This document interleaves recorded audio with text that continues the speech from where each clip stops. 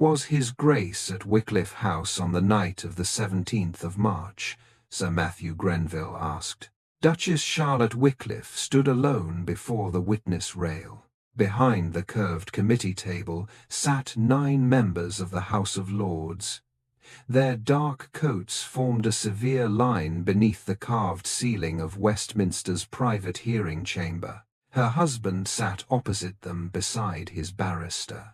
Duke Benedict Wycliffe had addressed Parliament without notes, faced hostile ministers, and controlled rooms filled with men who wanted his influence.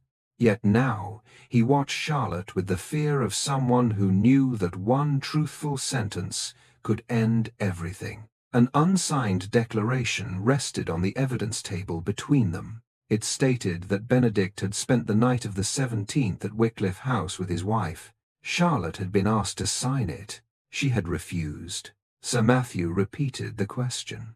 Was His Grace at home that night? Charlotte looked directly at Benedict. No. A murmur moved through the chamber. Benedict rose halfway from his seat. Charlotte. Sir Matthew struck the table once. His Grace will remain silent.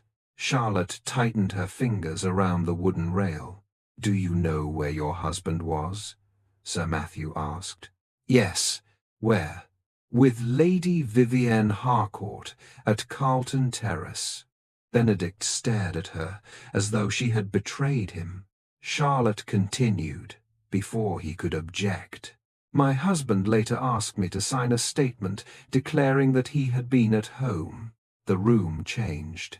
Until that moment, the committee had been investigating an affair and possible misuse of official property. Now, it was considering an attempt to obtain false testimony from the wife of a man seeking one of the highest offices in the kingdom. Sir Matthew looked towards the declaration.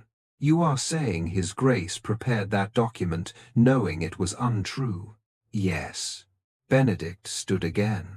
This testimony concerns a private marriage. Charlotte turned towards him. You made it public when you asked me to lie under oath. 3 years earlier, Benedict and Charlotte Wycliffe had been considered the strongest political marriage in London. Benedict possessed the title, the voice, and the instinct for public performance. Charlotte understood everything that happened before a speech reached the chamber. She knew which peers could be persuaded by principle, which required compromise, and which would support a measure only after becoming convinced it had been their own idea. She organized dinners where opponents were seated far enough apart to avoid confrontation, but close enough to hear one another. She remembered every promise Benedict made. She corrected his figures. She removed unnecessary insults from his speeches and replaced vague declarations with proposals men could actually support. When Benedict became the leading advocate for a national veterans relief bill, newspapers printed his portrait. Charlotte spent nights reviewing petitions from injured soldiers, military widows, and families denied assistance because one form had been lost. Benedict spoke of justice. Charlotte made the legislation possible. He once valued that partnership. During their first years of marriage, he would leave drafts upon her desk with a short message. Tell me where I am wrong. She always did. He rarely thanked her publicly, but privately he listened. Charlotte is the only person whose disagreement makes me more certain I should pay attention, he once told a room of political allies.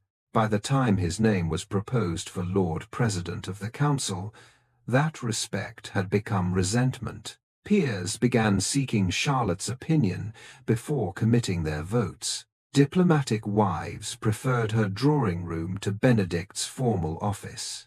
Ministers occasionally praised the structure of a speech rather than the man delivering it. Benedict heard admiration for his wife as evidence that his own authority had become dependent upon her. Charlotte noticed that he no longer left drafts on her desk. He sent finished speeches instead and expected approval. When she questioned a claim, he called her excessively cautious. When she warned that an alliance was unstable, he accused her of trying to control him. He still wanted her judgment. He simply wanted it delivered after obedience. Lady Vivienne Harcourt offered him something easier. Vivienne was the wife of Robert Harcourt, Marquess of Harcourt, Benedict's oldest political ally. She was intelligent, graceful, and almost entirely excluded from her husband's work. Robert invited her to dinners, placed her beside useful men, and dismissed her observations as social chatter. Benedict did what Robert rarely did. He listened. At first, the attention appeared harmless. Vivienne joined Benedict in conversations after political dinners. She praised the courage of his speeches and asked what it felt like to command the chamber. She did not correct his statistics. She did not remind him that Charlotte had drafted the strongest passages. She told him he deserved the office being discussed. In Vivienne's company, Benedict did not feel examined. He felt admired.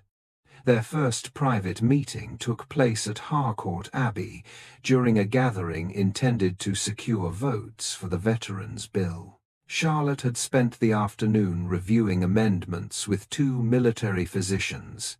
That evening, she went to the library to retrieve a file Benedict had requested. The door was not fully closed. Inside, Vivienne stood beside the desk with Benedict's coat resting around her shoulders. Her jeweled hairpin lay beside an open bottle of wine. Benedict's hands were around her waist. He saw Charlotte first. He released Vivienne, but too slowly for denial. No one spoke for several seconds. Vivienne's face drained of color. Benedict's expression revealed irritation before shame. Charlotte entered and closed the door behind her. "How long?" Vivienne looked towards Benedict. He answered, "Several weeks." Charlotte glanced at the abandoned papers on the desk. The Veterans' Relief Amendments had been pushed aside to make space for the wine. Did she know we still lived as husband and wife? Benedict's jaw tightened. She understands that our marriage has become political. Charlotte turned to Vivienne. "Did he tell you that?" Vivienne gathered his coat around herself. "He said you had agreed to separate lives." "I agreed to no such thing." Benedict intervened. "This is not the place." "No," Charlotte said. "It is merely the place you chose." Later that night, Benedict came to her room. He did not begin with an apology. He began with an explanation. His work was relentless. His appointment required constant scrutiny. Charlotte treated every conversation as a negotiation, and every weakness as a matter to be managed.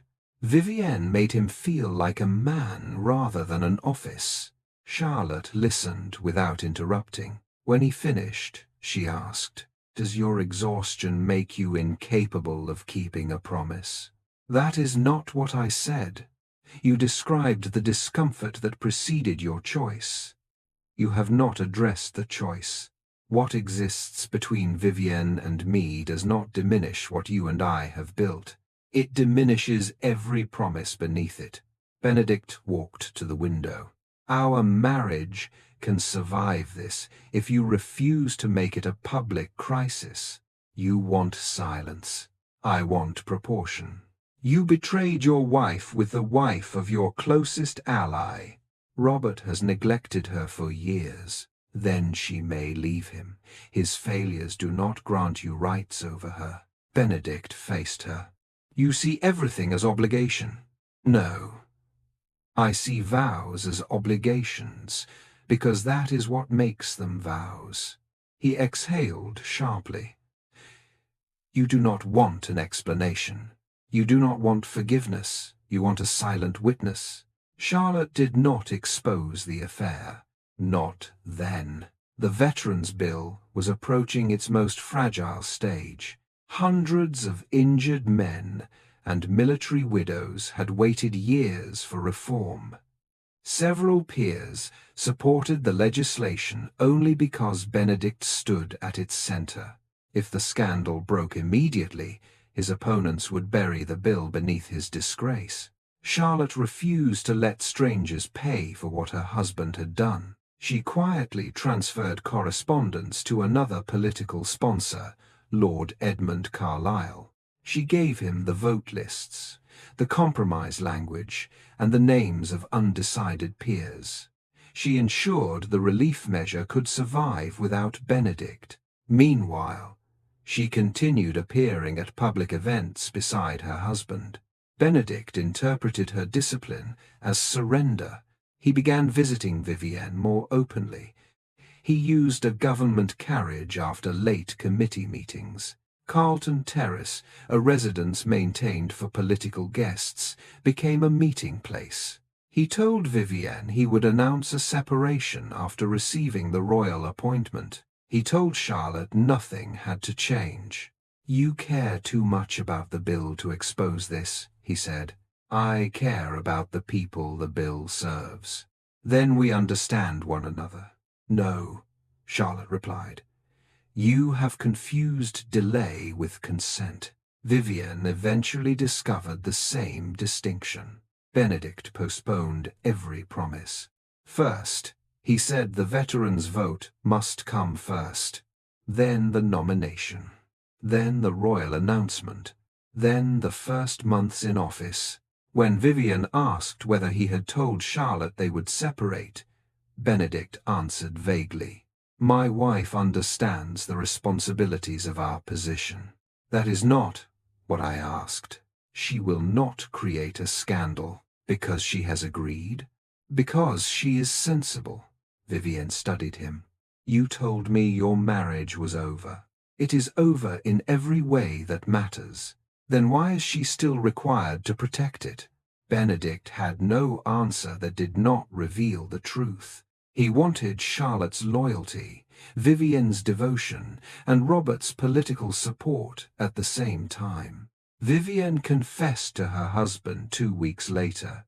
Robert Harcourt had not been a loving husband. He had treated her as decoration and dismissed her loneliness until another man found it useful. But when she told him the truth, Robert did not hear a confession from a neglected wife. He heard that his closest friend had entered his home, accepted his political support, and betrayed him.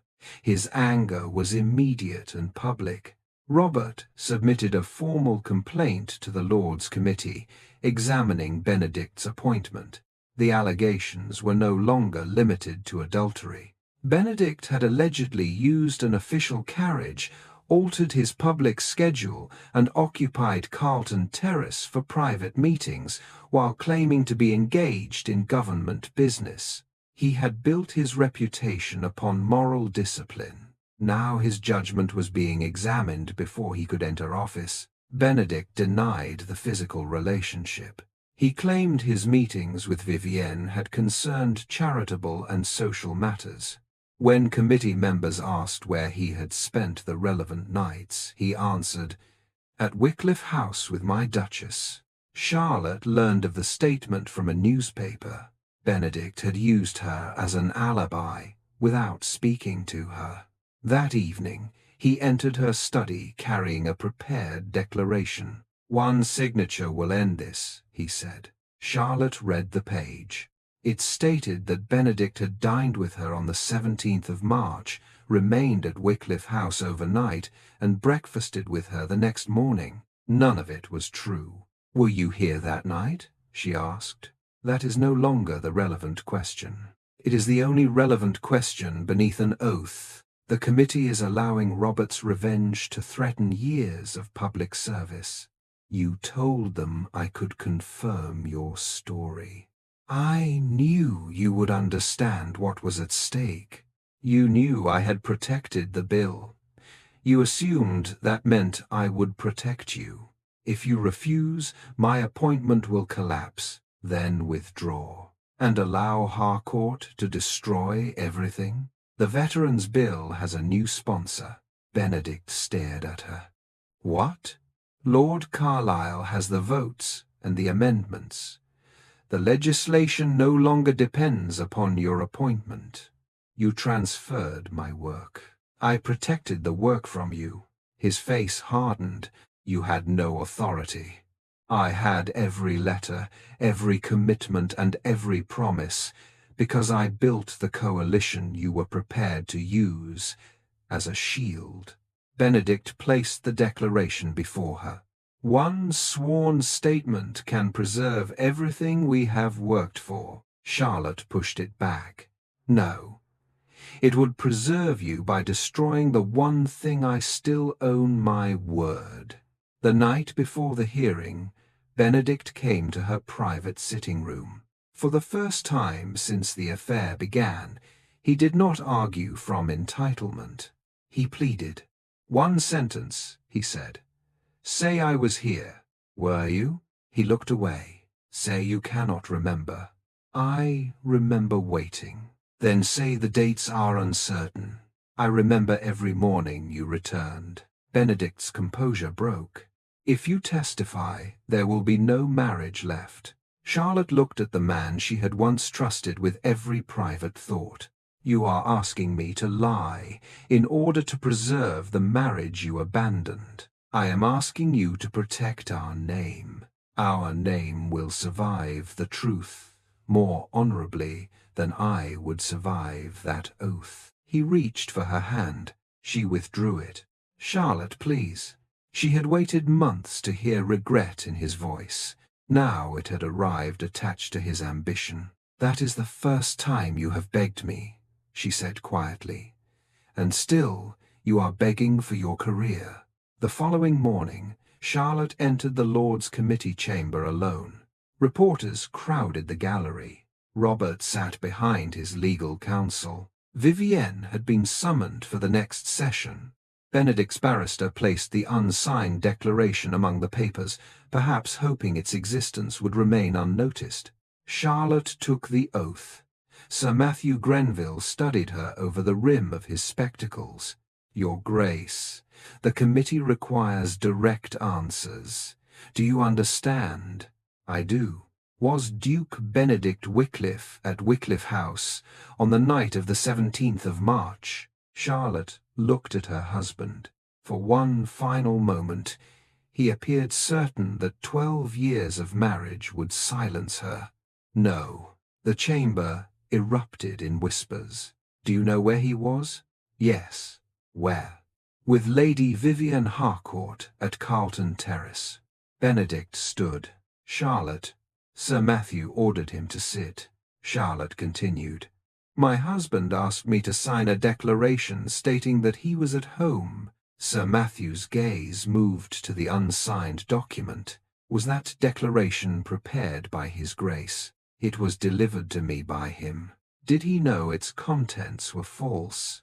"I asked whether he had been at home. He refused to answer and requested that I sign it regardless." Sir Matthew extended his hand. "Submit the document." The clerk carried it to the committee table. Benedict's barrister whispered urgently to him, but Benedict no longer appeared to hear. Sir Matthew read the declaration in silence. Then he closed the nomination file lying beside it. "The proposed appointment of Duke Benedict Wycliffe is suspended." Benedict's face lost all color. Sir Matthew looked directly at him. "This committee will continue its inquiry. His Grace will remain before us not as a nominee for royal office, but as the subject of an investigation into deception and attempted procurement of false testimony." Charlotte stepped back from the witness rail. Benedict watched her as though she had taken his future from him. But the document, now lying before the Lords, was written by his advisers, carried by his hand, and offered to his wife in exchange for her honor. Charlotte had not created the evidence that destroyed him. She had merely refused to sign it. The committee adjourned for 1 hour. Benedict remained seated after the Lords left the chamber. His barrister gathered the papers slowly, avoiding his eyes. The unsigned declaration had been removed as evidence. Outside, reporters crowded the corridor. waiting for the first man willing to describe how a duchess had destroyed her husband's appointment with a single word. Charlotte had not destroyed it. Benedict knew that. Yet when she approached the door, anger reached him before honesty did. You could have refused to answer. Charlotte stopped. I was under oath. You could have said you did not remember. I remembered. You knew what this would do. Yes. The certainty in her voice wounded him more than accusation. Benedict stood. You chose Harcourt's revenge over your husband. No. I chose the truth over the lie my husband placed in my hands. The committee would never have found that declaration without you. You brought it to me. I was trying to preserve years of work. You were trying to preserve yourself. He moved closer, lowering his voice as officials passed around them. Everything we built will now be associated with this scandal. The Veterans' Bill has already been transferred. You had no right. I had every right to stop wounded men and military widows from becoming hostages to your reputation. Benedict stared at her. He had believed Charlotte's greatest loyalty was to their shared political work. He had not understood that she was capable of protecting the work from him. The hearing resumed that afternoon with Lady Vivienne Harcourt at the witness rail. Vivienne wore grey and no jewellery. Robert sat behind his counsel, rigid with fury. He had demanded the investigation, but his expression suggested that he expected the committee to treat his wife as evidence of stolen property, rather than as a person responsible for her own choices. Sir Matthew Grenville began without ceremony. Did you maintain an intimate relationship with Duke Benedict Wycliffe? Vivienne glanced towards Benedict. Yes. The answer ended his final public denial. When did the relationship begin? At Harcourt Abbey, during the gathering for the Veterans' Relief Bill. Did His Grace tell you that his marriage had ended? He told me the marriage continued publicly but had ended privately. Was that true? Charlotte sat at the rear of the chamber. Vivienne looked towards her. No. Did you know that when the relationship began? I knew they still shared a household. I chose to believe his explanation. Robert shifted angrily. Sir Matthew continued. Did His Grace promise to announce a separation? Yes. After his appointment, and when the appointment approached, he asked me to wait. How long? He never gave a final date. Did you meet at Carlton Terrace? Yes. Did His Grace use an official carriage to travel there? On several occasions. Benedict's barrister rose to object that the carriage had also been used for government business. Sir Matthew overruled him. The issue was not whether Benedict had travelled lawfully before misusing the carriage. The issue was whether he had recorded private journeys as official movements. Vivienne confirmed that he had. Then Robert's counsel was allowed to question her. You betrayed your husband with his closest political ally. Yes. You enjoyed the status His Grace offered. Yes.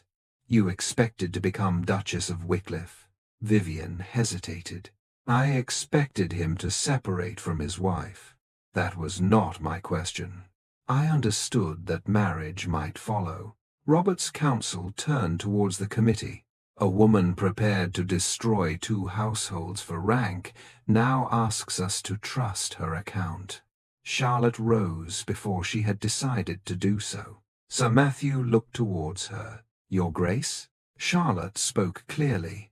Lady Vivienne broke faith with her husband. Benedict broke faith with his wife, his friend, and the office he sought. Her responsibility does not reduce his. Robert turned towards her. He took my wife. Charlotte met his gaze. Vivienne is not an object Benedict carried from your house. She made a choice. So did he. The chamber fell quiet. Vivienne looked down, not relieved but seen accurately for the first time. The committee's findings were issued 4 days later. Benedict had used official property for private purposes. He had misrepresented his movements. He had allowed his marital reputation to support his nomination while conducting a secret affair with the wife of a political ally. Most seriously, he had prepared a false declaration and attempted to secure Charlotte's signature. The committee did not accuse him of legally compelling perjury, because Charlotte had never signed or sworn to the document, but it concluded that his conduct demonstrated judgment incompatible with royal office. His nomination was withdrawn. He was suspended from the leadership council of his political faction. Several allies resigned from his veterans' coalition. Robert Harcourt severed every political agreement between their houses. For the first time in 20 years, Benedict possessed influence without a platform from which to use it. The newspapers divided Charlotte into 2 impossible versions. To some, she was a woman of extraordinary integrity. To others, she was a disloyal wife who had exposed private weakness for public revenge. One paper called her testimony a calculated act of marital assassination. Another asked whether any statesman could safely confide in his wife if she might later speak under oath. Benedict read the attacks in silence. His advisers suggested he issue a statement expressing disappointment in Charlotte while acknowledging the committee's authority. Such wording might preserve sympathy. He refused. Her testimony was true. One adviser frowned. Truth can still be presented without encouraging further damage. The damage was mine. You need not defend the manner in which she exposed it. She answered a question I forced into the chamber. That evening, Benedict sent a statement to every major newspaper. Duchess Charlotte Wycliffe did not destroy my appointment. She testified truthfully concerning conduct I chose and a declaration I placed before her. She kept her oath. I was the person who broke mine. It was the first public action he took that offered him no political advantage. Charlotte established a separate household within the month. She did not seek immediate dissolution of the marriage. The legal and social consequences would have consumed the public work she intended to continue, but she refused to remain at Wycliffe House as though nothing had happened. Her new residence became the center of the veterans' campaign. Lord Edmund Carlisle formally assumed sponsorship of the bill, but everyone involved understood that Charlotte held the coalition together. Benedict's opponents predicted the legislation would fail without his speeches. It passed its next stage with a larger majority than before. Charlotte sat in the gallery when the result was announced. She felt no triumph over her husband, only relief that the men and women named in thousands of petitions had not been sacrificed to preserve him. Benedict watched from a rear bench without speaking. Afterwards, he approached Lord Carlisle. "You should continue as principal sponsor." Carlisle studied him. "Some of your allies may return if you resume the role. That would turn the bill into a test of my rehabilitation. And you are prepared to surrender the credit?" Benedict looked towards Charlotte in the gallery. The bill was never mine to possess. His public admission came before the political association that had once nominated him for royal office. Benedict stood at the same lectern from which he had delivered speeches about discipline, duty, and national honor. This time, Charlotte had not edited his words. "My Duchess did not betray me before the committee," he said. "She refused to participate in a deception I designed." The room remained silent. I used public service as an excuse for private entitlement. I told myself that the Veterans' Bill, the appointment, and the stability of my political faction justified secrecy. He paused. "In truth, I wanted every benefit without accepting any cost. I wanted Lady Vivienne's affection, Lord Harcourt's alliance, my wife's loyalty, and the Crown's confidence." Several men lowered their eyes. "I believed my objectives were important enough to make another person's honor negotiable." He looked towards the reporters. They were not. Benedict then acknowledged that Charlotte had shaped many of the speeches and alliances for which he had received sole credit. He ordered his collected addresses revised to identify her contribution. The admission embarrassed him more deeply than losing the appointment. It required him to surrender the illusion that his public greatness had been created alone. Robert Harcourt wanted Vivienne removed from society entirely. He withdrew her allowance and attempted to prevent her from entering their London residence. Vivienne did not ask Charlotte to defend the affair. She asked only for the freedom to establish a separate household without being publicly treated as property recovered by an injured husband. Charlotte agreed to meet Robert. "You expect me to assist the woman who slept with my husband?" he asked. "I expect you not to use her wrongdoing to justify ownership. She disgraced my name, and you neglected her for years. That does not excuse adultery. No, it explains part of the marriage. It does not erase her choice." Robert looked towards the window. "You are remarkably generous to her." "I am being precise. Vivienne remained responsible for the affair. Benedict remained responsible for his. Robert remained responsible for the contempt that had existed in his marriage before either betrayal began. Charlotte refused to let any one of them escape through the guilt of another. Vivienne eventually left Harcourt House under a formal separation settlement. She lost much of her social standing. She also stopped waiting for Benedict to provide a future he had never intended to create. Months later, Benedict requested a private meeting with Charlotte. He arrived at her residence at the appointed hour and waited until her secretary admitted him. That simple act would once have seemed absurd. He had previously believed every door belonging to his wife was naturally open to him. Charlotte received him in the library. "What do you regret?" she asked. Benedict had prepared several explanations. He abandoned them. "At first, I regretted losing the appointment." "Only at first?" "Then I regretted losing the faction." Charlotte waited.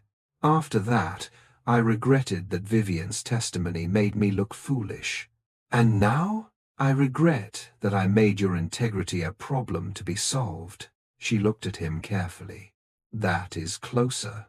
I thought one false sentence would preserve our life. It would have preserved your career." "Yes, and what would it have done to me?" Benedict answered slowly. "It would have made you responsible for the lie whenever it was discovered. And if it was never discovered, you would still have known." Charlotte nodded. For months, he had treated secrecy as evidence that harm did not exist. Now he understood that concealed dishonor still belonged to the person forced to carry it. "Do you regret the affair?" she asked, "or only the deception surrounding it?" "The affair was also deception." "Why?" "Because I offered Vivienne a future I did not intend to build. I offered you a marriage I was no longer honoring, and I continued accepting Robert's alliance while betraying him." He stopped. "I arranged every relationship so that I would lose nothing. That was the truth beneath it." Charlotte did not invite him home. There was no home to return to in the old sense. She continued her political work independently. Benedict remained outside formal leadership for more than a year. He advised younger members privately, but refused positions that would allow newspapers to present his return as redemption achieved through one apology. He wrote to Charlotte only when necessary. He did not send flowers after committee anniversaries. He did not use nostalgia to pressure her. When journalists asked whether reconciliation was expected, he replied, Her grace is not a reward for improved conduct. Charlotte read the sentence in the morning paper. It did not restore trust, but it proved he was beginning to understand that change did not entitle him to possession of what he had damaged. 2 years after the hearing, Charlotte hosted a political gathering at her own residence. The Veterans Relief System had been operating for 6 months. The meeting concerned extending support to military widows whose husbands' records had been lost. Benedict received an invitation as one guest among many. Before entering the drawing room, he found Charlotte in the corridor. "Do you wish me to leave if my presence makes this more difficult?" Once, he would have assumed he belonged wherever she stood. Charlotte considered the question. "You may stay." He waited. "But you will listen tonight." "Then I will listen." During the discussion, a young peer argued that political wives had a duty to protect their husbands publicly, regardless of private disagreement. "Household loyalty cannot survive if every confidence may become testimony," the man said. Several guests looked towards Charlotte. Benedict spoke before she could answer. "Loyalty does not require a lie." The young peer shifted uncomfortably. "A wife may still consider the greater interest of her family. A husband demanding false testimony is not protecting his family," Benedict said. "He is hiding behind it." Charlotte watched him. He did not look towards her for approval. He continued. "A man who places his wife's honor beneath his ambition has already abandoned the loyalty he later demands from her." The room fell silent. Then the meeting continued. After the guests had departed, Benedict found Charlotte in the garden. The evening air was cool, and the lamps along the path had just been lit. "I did listen," he said. "You also spoke. I thought silence would appear cowardly. Was it for my benefit?" "No. The argument was wrong." Charlotte regarded him for several seconds. That answer mattered. He had once done good things because he wanted her forgiveness. Now he had begun doing them because they were right, even when she offered nothing in return. "May I walk with you?" he asked. Charlotte looked along the path. Her wedding ring remained unworn. She had made no promise of reconciliation. Benedict did not ask for one. "Yes," she said. They walked beside one another beneath the garden lamps. There was no audience to witness humility, no committee to reward honesty, no office waiting at the end of the path. Charlotte had spent years giving Benedict the language with which he built authority. When he finally asked her to use that gift to conceal his betrayal, she preserved the one thing his title could not command: her own word. Benedict had not lost his appointment because his wife spoke against him. He lost it because he had mistaken her conscience for another instrument of his ambition. Only after standing without office, alibi, or political protection did he begin to understand what loyalty required. Not silence, not obedience, not sacrifice demanded by the person who had broken faith. It required telling the truth before power, even when the powerful man was the husband one still loved.